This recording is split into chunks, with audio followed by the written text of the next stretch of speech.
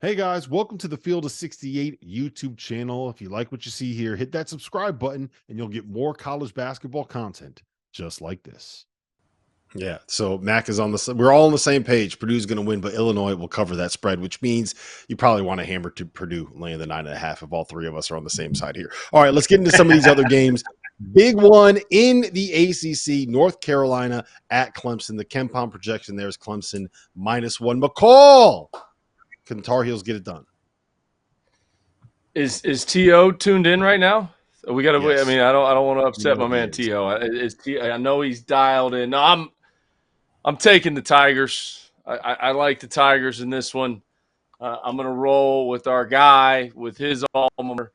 I know they've had a tough one, lately, but look, man, I think they're a really good team.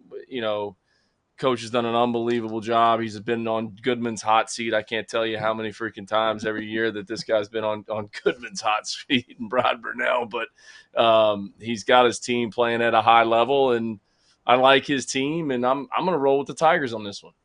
Yeah, I'm rolling with the Tigers as well. They lost at Miami and they lost at Memphis. Those are two teams that are going to be tournament teams, two teams that I think have a chance to be able to play in the second weekend of the NCAA tournament. And you're playing on the road in those games. It is what it is. The road is a difficult place. Winning is hard, McCall. Winning is hard. It's a little less hard when you're doing it at home. Give me PJ Hall, first team All-American PJ Hall, ACC Player of the Year PJ Hall. The Tigers win this one. Mac, what do you got? It's going to be a great game. I mean, both teams have superior big guys, some of the best big guys in the league. I think that, Clemson coming off that tough loss at Miami, I think they're going to have the opportunity to play a, top 15, top 20 team in Carolina and get it done. So I'm going with the Clemson Tigers. I've been on their bandwagon for a while, and I'm not jumping off just yet.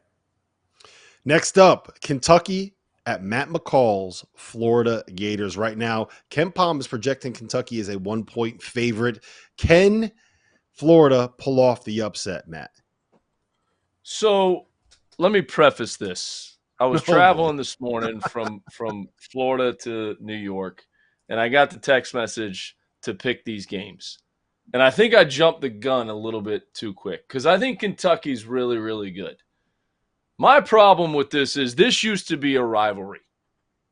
And this is the first game of the SEC season is Florida-Kentucky. That was never the case back in the day.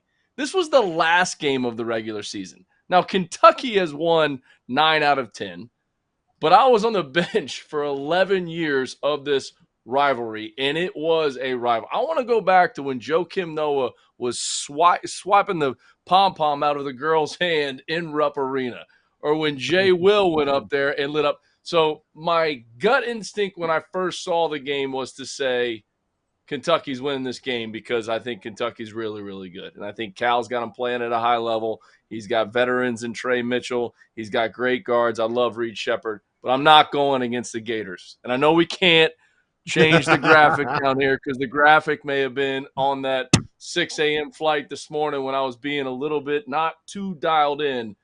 But I'm more frustrated with the fact that this is the first SEC game of the season. If I'm Todd Golden, I'm showing clips of the rivalry. We got to get it back to being a rivalry. Give me the Gators in the Exact Tech Arena, which it used to be called the House of Horrors back in the day. But let's go. The O-Dome. You don't walk in the O-Dome and get wings. I can't go 11 years on the bench, but we need this to be a rivalry again because it hasn't been a rivalry.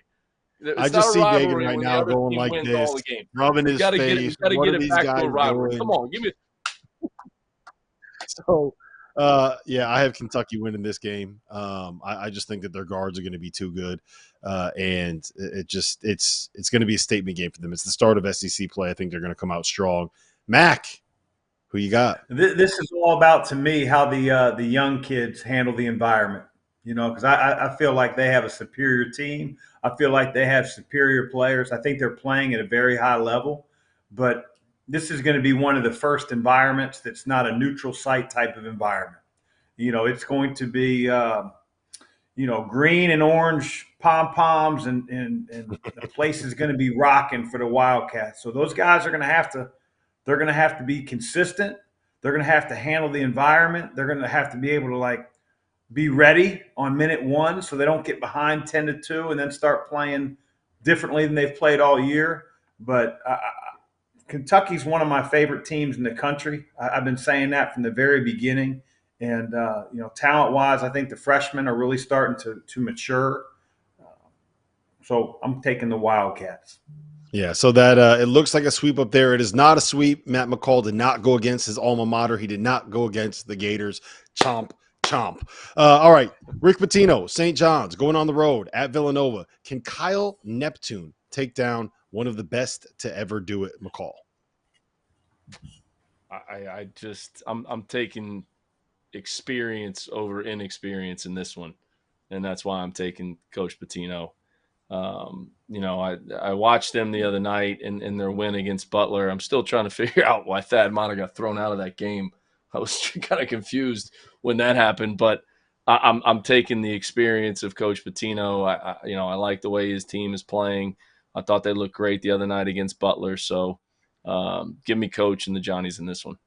Yeah, give me the Johnnies as well. They're going to get up underneath Villanova and play that 2-2-1 press that he loves to play, and I just think it's going to give fits to Villanova's offense. Give me the Johnnies, give me the money line, whatever it is, I am taking it. Mac, Villanova's 6-point favorites, huh? By Ken Palm. Mm-hmm. Yeah, I don't see that. I think Villanova, number one, needs Justin Moore back, and he needs him back quickly. I know they beat Xavier the other night, but one of the things that sort of is apparent when I watch Villanova is they miss a lot of open threes. It never used to. I mean, they never used to. And, I think that, obviously Eric Dixon's a matchup problem, but I think that, St. John's and Coach Pitino are going to run that matchup zone. They're going to keep Soriano right under the basket and not have to worry about guarding Dixon with him. And they need a guy like Armstrong to start making threes. They have several guys shooting 30% or below, which is un-Villanova-like. And so I'm going to go with St. John's on the road against the Wildcats. It's a sweep. The Johnnies, Rick Pitino. All right, let's get through these. We got 4 games left and about 2 minutes to knock them all out. McCall, Providence at Creighton. Providence, their first game without Bryce Hopkins. Can they go into Omaha and get the win? I don't think so. Not without Bryce Hopkins. Not on the road. It'll be a great environment at Creighton. So I'm taking the Blue Jays in this one.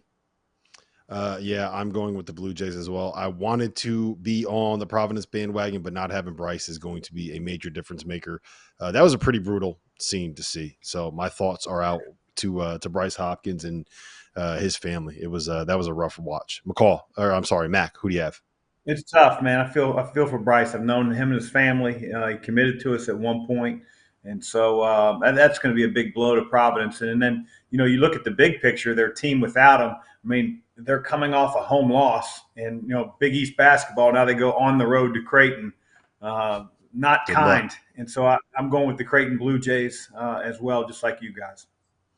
All right. Auburn at Arkansas. We got Bruce Pearl. We got Eric Musselman. We have 2 of the most energetic coaches that you're going to find. McCall, can the Tigers go into Bud Walton and pick up a W?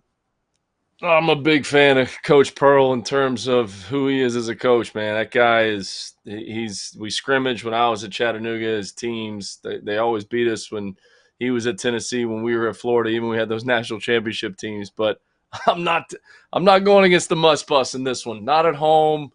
He finds a way to win 30 games every year. Maybe he'll keep his shirt on after this one. But I got him calling Pig Suey in Bud Walton on Saturday.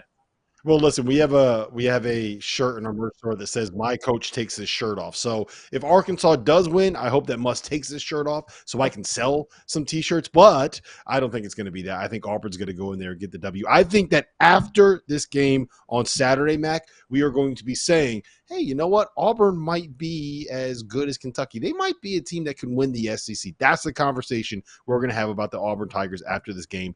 Am I right? Am I wrong? Where you at, Mac? You know what? The tie here.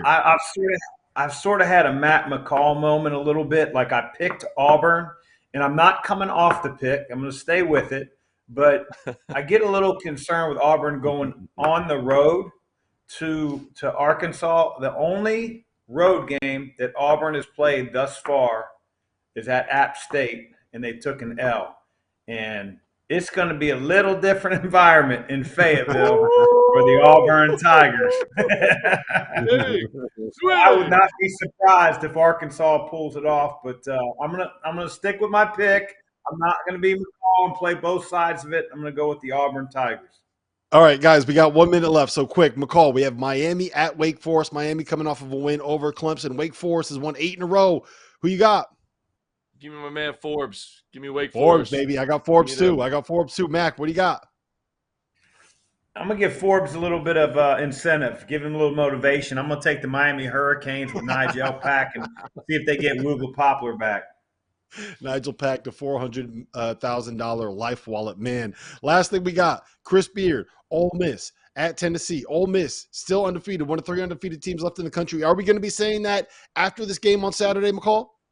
Nope, not because of – it's going to be because of Dalton Connect. Give me the Volunteers. That's hard for a Gator alum to pick the Volunteers, but Dalton Connect, I think he's one of the best players in the SEC. Give me the Vols at home.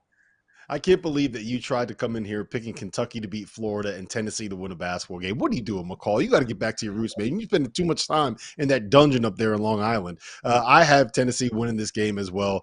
I think that Ole Miss will cover if it ends up being a 13-point spread. That is something that I will be very, very, very interested in opening up the BetMGM app and betting on.